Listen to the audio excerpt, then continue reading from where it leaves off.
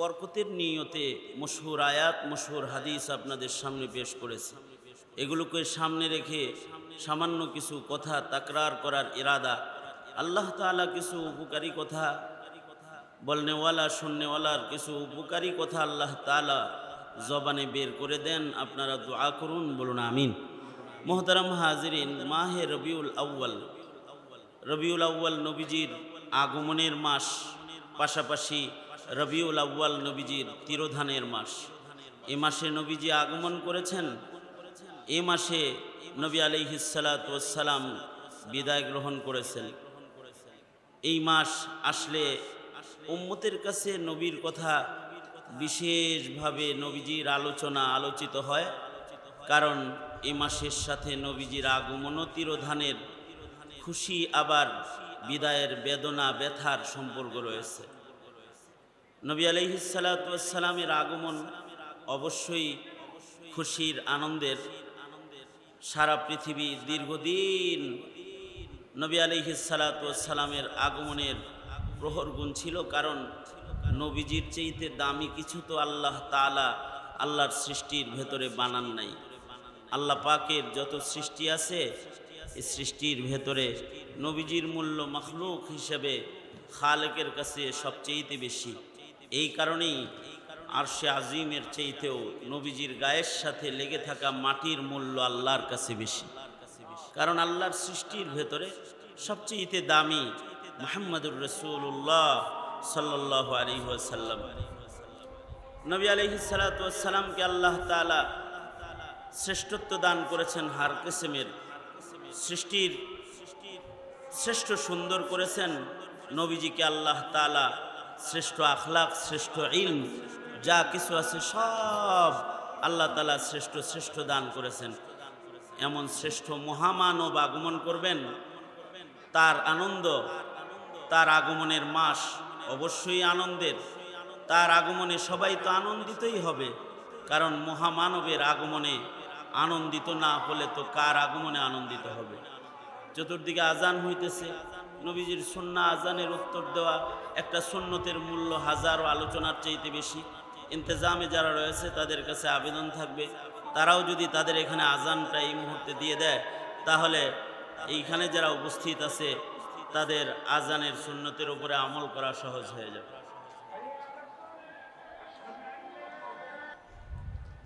আল্লাহর সৃষ্টির শ্রেষ্ঠ নিয়ামতের আগমন কতটা খুশির, কতটা আনন্দের। সৃষ্টির ভেতরে খুশি বয়ে গিয়েছিল যেদিন সৃষ্টির শ্রেষ্ঠ মহামানবের আগমন হয়েছিল। সেই আগমনটা মাহে রবিউল আউয়ালে হয়েছে। খুশির হবে না কেন? নবীজি তো শ্রেষ্ঠ। নবীজির শ্রেষ্ঠত্ব হলো আল্লাহর পরে মাখলুকের ভেতরে শ্রেষ্ঠতম যে মাকাম, সেটা আল্লাহ তাআলা তার হাবিব মুহাম্মদুর রাসূলুল্লাহ সাল্লাল্লাহু আলাইহি ওয়াসাল্লামকে দান করেছেন। শেখ সাদি রহমতুল্লাহ আলাইহি বড় সুন্দর করে বলেছেন, বাদাজ খুদা বুজুর্গ তু ই কিসসা মুখতাসার। আল্লাহর রসুল সাল্লাল্লাহু আলাইহি ওয়াসাল্লামের মর্যাদা আল্লাহর পরেই সৃষ্টির শ্রেষ্ঠ মুহাম্মদুর রাসূলুল্লাহ সাল্লাল্লাহু আলাইহি ওয়াসাল্লাম।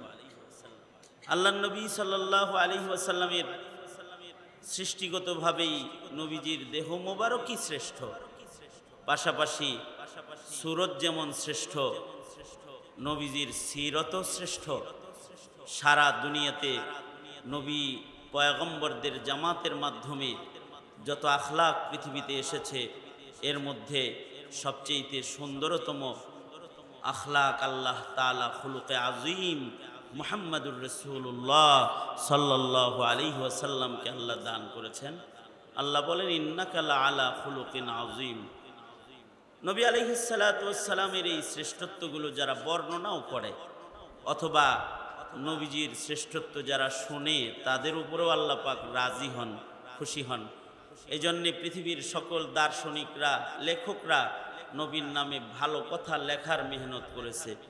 পৃথিবীর সকল কথকরা নবীজির নামে ভালো বলার প্রতিযোগিতা করেছে, নবীর সিরাত আলোচনা করার প্রতিযোগিতা করেছে। যার ভাষায় যত সুন্দর করে নবী আলাইহিস সালাতু ওয়াস সালামকে পেশ করা যায়, এটা চেষ্টা করেছে। কেন? নবীজির শ্রেষ্ঠত্ব যেটা আল্লাহ তাআলা দান করেছেন, এই শ্রেষ্ঠত্ব স্বীকার করার নামও ঈমান। এই কারণেই নবীর শ্রেষ্ঠত্ব স্বীকার না করে যারা নবীকে গালি দেয় অথবা নবীজির প্রতি অশ্রদ্ধার নজর দেয়, তারা হয়ে যায় বেঈমান। তাদের ঈমান থাকে না, তারা বেঈমান হয়ে যায়। এই নামটার সাথে মুহাব্বতটাই ঈমান, আদাওয়াত দুশমনি বেঈমান। এ কারণে রবিউল আউয়াল আসলে পরে নবীজির আলোচনা অধিক পরিমাণে আয়োজনের মাধ্যমে নবীর মুহাব্বত প্রকাশ করা হয়। সিরাত কমিটির উলামা হযরতরাও নবীজির আলোচনার আয়োজন করেছে। অবশ্য খেলাফ, নবীর প্রেম, নবীর ভালোবাসা প্রকাশ করতে একটি শ্রেণী, তারা সিরাতের আলোচনা নয়, তারা জন্মদিনের ঈদের র্যালি, ঈদ উদযাপন, কেক কাটার মাধ্যমে তারা নবীর স্মরণ করতেছে। কিন্তু এটা আল্লাহ পাকের পছন্দিদা তরিকা না। আল্লাহর পছন্দিদা তরিকা হলো নবীজির আখলাক আলোচনার মাধ্যমে নবী পাকের মোহাব্বত প্রকাশ করবে, নবীজির ইত্তিবার মাধ্যমে নবীর মোহাব্বত প্রকাশ করবে। যারা ইত্তিবার মাধ্যমে নবীর মোহাব্বত প্রকাশ করবে, আল্লাহ তাআলা তাদের জন্য আল্লাহর মোহাব্বত প্রকাশ করবে। ওই কথাটাই আল্লাহ তাআলা বলেছেন, কুল ইন কুনতুম তুহিব্বুনাল্লাহ ফাত্তাবিউনি ইউহিব্বুকুমুল্লাহ ওয়া ইয়াগফির লাকুম যুনুবাকুম আল্লাহু গফুরুর রহিম।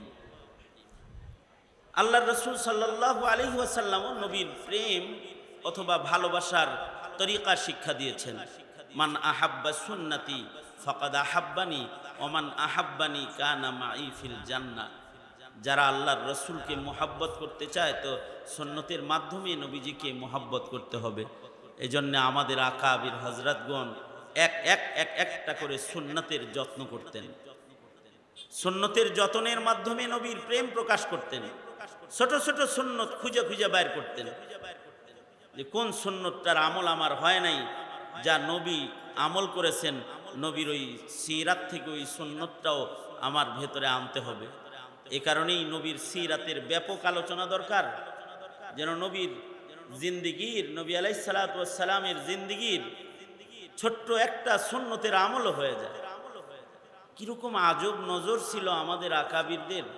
কাসেম নানতুবি রহমতুল্লাহি আলাইহি, ইংরেজরা যখন কাসেম নানতুবি রহমতুল্লাহ আলাইহিকে ফাঁসি দিবে ঘোষণা দিয়ে দিল, গ্রেফতারি পরোয়ানা জারি হয়ে গেল, হযরত কাসিমুল উলুমি ওয়াল খায়রাত কাসেম নানতুবি রহমতুল্লাহি আলাইহি তিনি 3 দিন লুকায়া ছিলেন, 3 দিন আত্মগোপনে ছিলেন।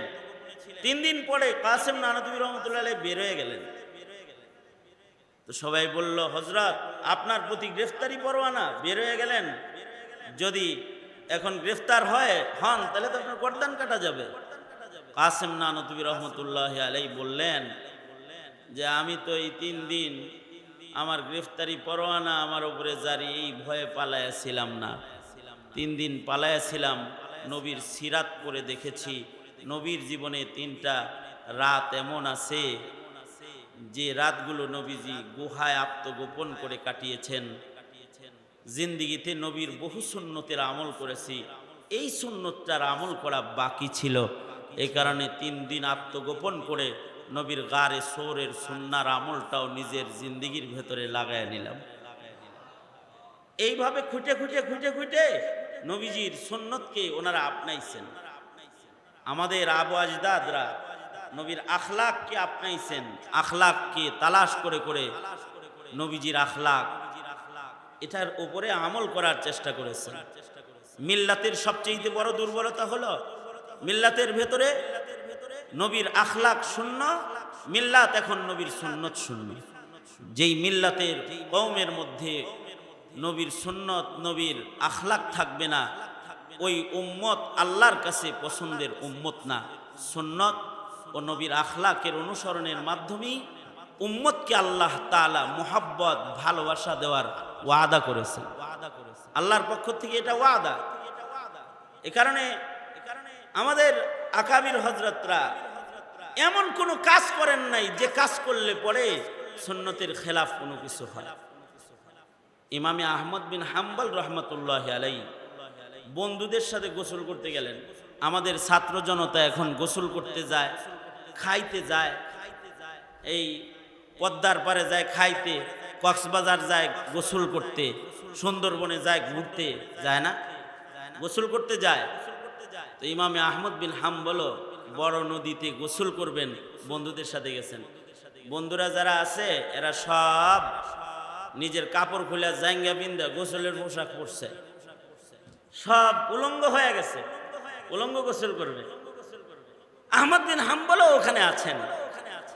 আহমদ বিন হাম্বল রহমতুল্লাহ আলাইকে বলল বন্ধুরা, এই কাপড় খোল, এক ড্রেস একরকম ক্লিয়ার, সব তো সাতরামো, এক ড্রেস হইতে হবে না, এক ড্রেস হোক।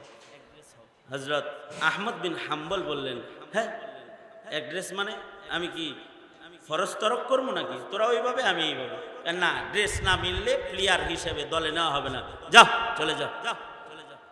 বন্ধুরা ঘাড় ধাক্কা দিয়া সাঁতারুদের দল থেকে ওনাকে বের করে দিছে। 7 রানের গ্রুপে ওনারে নেয় নেই, গোসলের গ্রুপে নিছে না, কারণ সব উলঙ্গ আর উনি হলেন সুন্নতি পায়জামা পরা, সাথে নিছে না।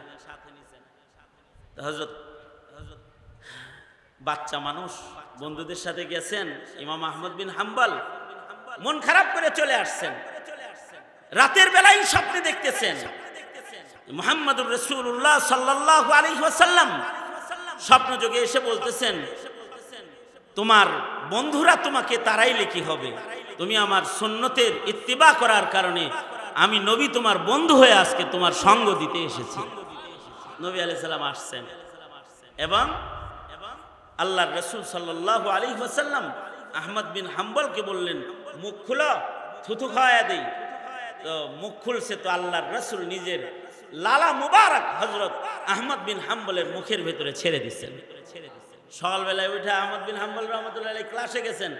হুজুর হাদিস তরজমা করার আগে উনি বলে, এটা তাশরিহ, এইটা উত্তম, এটা আমার বক্তব্য।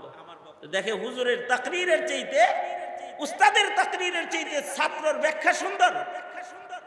উস্তাদ কোন রকম ক্লাস শেষ করে আহমদ বিন হাম্বলকে পাশে নিয়ে ডেকে বলে, তুমি তো আগের আহমদ নাই, নতুন কোন আহমদ মনে হইতেছে, কি হইতেছে বলো তো, কোনো ঘটনা ঘটছে? জি উস্তাদ, যে একটা ঘটনা ঘটছে, সেটা হলো এরকম, নবীর সুন্নতের খেলাফ করি না তো। বন্ধুরা ঘাড়ে ধাক্কা দিছে, কিন্তু রাত্রে আল্লাহর রাসূল বুকে নিছে এবং নবীজির থুথু মোবারক আমার মুখে দিছে। উস্তাদ বলে, এজন্যই তো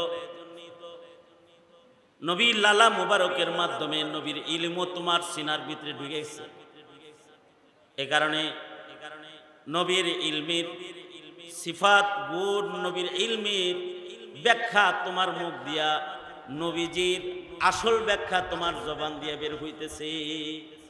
এই কারণে সুন্নতের ইত্তিবা ছাত্র তালিবুল ইলম ভাইদেরকে বলবো, মাহে রবিউল আউয়াল সুন্নত আমল করাইতে এসেছে, সুন্নাহর অনুসরণ করি, এক একটা সুন্নতের যত্ন করি। হাকিমুল উম্মত মুজাদ্দিদুল মিল্লাত আশরাফ আলী থানভী রহমাতুল্লাহি আলাইহি উনি নিজের বিবিরে নিয়া, এখন তো প্রেমিক প্রেমিকারা দৌড়াদৌড়ি করে হাত ধরে, কি মজা, প্রেমিকার লগে দৌড়ায়। আর হযরত থানভী রহমাতুল্লাহি আলাইহি মাঠে যায় বিবিরে বলে কি, চলো দৌড় প্রতিযোগিতা। হাকিমুল উম্মত থানভী দৌড় দিয়ে একদিন পয়লা দিন হাইরে গেছে, পরের দিন আবার কয় আজকেও দৌড়। বিবি বলে, পারে না, দৌড়াইতে চায় আমার লগে। হারলেন না সেদিন, কয় আজকেও দৌড়। হযরত থানভী বিবিরা আজকে ইচ্ছা করে হারাইছে, নবীজি যেমন উম্মুল মুমিনিনকে ইচ্ছা করে হারাইছিলেন। হারায়া জায়গা মতো যায় বলে, তিলকা বি তিলকা। বউ কয়, তাই কি হয়েছে, ড্র হয়েছে। হযরত থানভী তখন কাঁদতেছেন। বিবি বলে, কাঁদেন কেন? হযরত থানভী বলে, তোমার নজর তিলকা বি তিলকার দিকে, বরাবর বরাবর শব্দের অর্থের দিকে তোমার নজর, আর আমার নজর হলো নবীজির ওই রাতের দিকে যেদিন নবী বিবির সাথে দৌড় খেলেছে। আমার জিন্দেগিতে নবীর সুন্নতের অনেক আমল হয়েছে, চন্দ্রিমা রাতে বিবির সাথে দৌড় খেলে তিলকা বি তিলকার সুন্নতটার আমল বাকি ছিল। বিবিরে, আজকে তোমার সাথে দৌড় খেলে ওই সুন্নতটাও নিজের জিন্দেগিতে যোগ করে নিলাম। ময়দানে মাহশরের জিন্দেগির কোনো কিছু যদি কবুল নাও হয়, তো রাতটা দেখায় বলবো, আল্লাহ তোমার হাবিবের রাতের সাথে আমার জীবনের একটা রাতের মিল পাওয়া যায়, এই রাতটা যদি তোমার পছন্দই হয়, তবে আমাকে তোমার হাবিবের আশিক হিসেবে গণে নাও। এটা হলো সুন্নাহর আমল। আমরা তো ন্যূনতম দরুদ পড়ার টাইম পাই না, ফেসবুক চালানোর টাইম পাই, গালি দেওয়ার টাইম পাই, সমালোচনা করার টাইম পাই, দরুদ শরীফ পড়ার টাইম আমরা পাই না। বাজে কথা বলার টাইম পাই, দরুদের আমল করার টাইম পাই আমরা পাই না। অথচ আল্লাহ বলে, ইন্নাল্লাহা ওয়া মালাইকাতাহু ইউসাল্লুনা আলান নবী, আল্লাহ দরুদ পড়ে, মাখলুকাত দরুদ পড়ে। তাফসীরে রূহুল মাআনির ভেতরে আল্লামা আলুসী রাহমাতুল্লাহ আলাইহি ওয়াকিয়া আনছেন, নবীজি আবু বকর ওমর একসাথে হাইটা যাইতেছে, হঠাৎ করে পাহাড়ের ভেতর থেকে আওয়াজ আসতেছে, আসসালাতু ওয়াসসালামু আলাইকা ইয়া রাসূলুল্লাহ, আওয়াজ আসতেছে। আবু বকর ওমর আশ্চর্য দাঁড়ায় গেছে, দাঁড়ায় আওয়াজ তালাশ করে, মানুষ নাই কোনো। আল্লাহর নবী বলে, আবু বকর ওমর আপনারা কি আশ্চর্য হইতেছেন? কোত্থেকে সালাতু সালাম আসলো? জি আল্লাহর নবী কোত্থেকে আসলো? আশ্চর্য হইতেছি। আল্লাহর রাসূল বলেন, হাদা হাজার ইয়ারিফুনি ওয়া আরিফুহু, এ পাথর, এটা আমারে চিনে, আমি এই পাথরকে চিনি। ইউসাল্লিমু আলাইয়া ওয়া উসাল্লিমুহু, সে আমাকে সালাম দেয়, আমি তার সালামের জবাব দেই। হাজার হাজার এরাও নবীকে চিনে, দরুদ পড়ে, সালাম দেয়। উহুদ পাহাড়ের সামনে দাঁড়ায় আল্লাহর রাসূল বলে, হাদা উহুদ ইউহিব্বুনি ওয়া উহিব্বুহু, এইটা উহুদ পাহাড়, এটা আমাকে ভালোবাসে, আমি উহুদরে ভালোবাসি। এটা হলো মুহাব্বত। কপালপুরার গোষ্ঠী র্যালি দাঁড় করায়া, নগ্ন মিছিল কইরা, কেক কাইটা, ফালাফালি কইরা, নবীর জন্ম দিন আর জশ্নে জুলুসে ঈদে মিলাদুন নবী পালন কইরা, আমলের ভেতরে নবীকে বাদ দিয়া, আখলাক থেকে নবীকে বাদ দিয়া আশিক হইতে চাও, কপালে আছে জুতার বাড়ি। জুতার বাড়ি আছে, না আছে আখলাক, না আছে সুন্নাত। আশিকে রাসূল এটার নাম না। আশিকে রাসূল তো নবীর আমলের ইত্তিবার নাম, ইশকে নবী, নবীর আমলের ইত্তিবার নাম, বেহায়ার নাম না, লজ্জার নাম। গোটা দুনিয়া নজর করে তাকাইলে এখন বেহায়ার সায়লাব। এই নবীর একটা সুন্নাত ধরো, হায়া শরম ওয়ালা মানুষ হও। আজকে ছাত্র তুলাবাদের মধ্যে পর্যন্ত আত্মসমালোচনা, হায়া শরমের কমি চলে এসেছে, লাজ শরমের কমি, নির্লজ্জতা না, নির্লজ্জতা এটা নবীর আখলাক না। লজ্জা লাগবে, লজ্জা, সরখান, মাথা নিচু, আদবের জিন্দেগি লাগবে, লাজ শরমের জিন্দেগি লাগবে। উন্নতি আর অগ্রগতির মিনার খুঁজতে খুঁজতে পোশাক খুলে ল্যাংটা হয়ে প্রাচ্যের আর পাশ্চাত্যের বেদিনদের মতো উলঙ্গপনা ধরে নিজেদেরকে মডার্ন যুগের আধুনিক নাগরিক বানাইতে চাও। হ্যাঁ, এই দিকে আধুনিকতা এটা দিয়ে ধরতে পারবা, কিন্তু নবীর সুন্নাত ছাড়া চারিত্রিক গুণাবলীতে ইত্তিবার জিন্দেগিতে উম্মত হতে পারবা না, উম্মত হতে পারবা না। চারিত্রিক গুণাবলীর আদর্শ, এগুলো সুন্নাহ, আমলি সুন্নাত, চারিত্রিক সুন্নাত, যত প্রকারের সুন্নাহ আছে, সিরাত আলোচনার মাধ্যমে নবীর সুন্নাহকে উম্মতের ঘরে ঘরে পৌঁছায় দাও, তাহলে আল্লাহ তাআলা এই উম্মার পরে রাজি হয়ে যাবে। আমরা সবাই সুন্নতের প্রচারকারী হয়ে গেলাম ইনশাআল্লাহ। বলি আওয়াজ করে বলি ইনশাআল্লাহ। যারা সুন্নতকে অনুকরণ বাদ দিয়ে হাউকাও পার্টি, তাদেরকে বলবো হাউকাও বাদ দেন, আমলি জিন্দেগিতে আসেন, আখলাকের জীবনে আসেন, হাউকাও বাদ দিয়ে দেন। পাশাপাশি আমরা এই সিরাত কমিটির এই আয়োজনটা, এটার পাশে থেকে প্রতি বছর সিরাত কমিটি যে আয়োজনটা করে তাদের সাথে শিরকত করেও শরীক হয়েও আমরা নবীজির মোহাব্বতকে প্রকাশ করব, এই আহ্বান ব্যক্ত করেই জাস্ট 2-4 কথা আপনাদের কাছে হুকুম হয়েছে তাই বললাম। আলোচনা তো আলোচকরা করবেন, মুরব্বীরা করবেন, বাস হায়াত বাকি, মুলাকাত বাকি, নসিহত বাকি। আসসালামু আলাইকুম ওয়া রাহমাতুল্লাহি ওয়া বারাকাতুহু।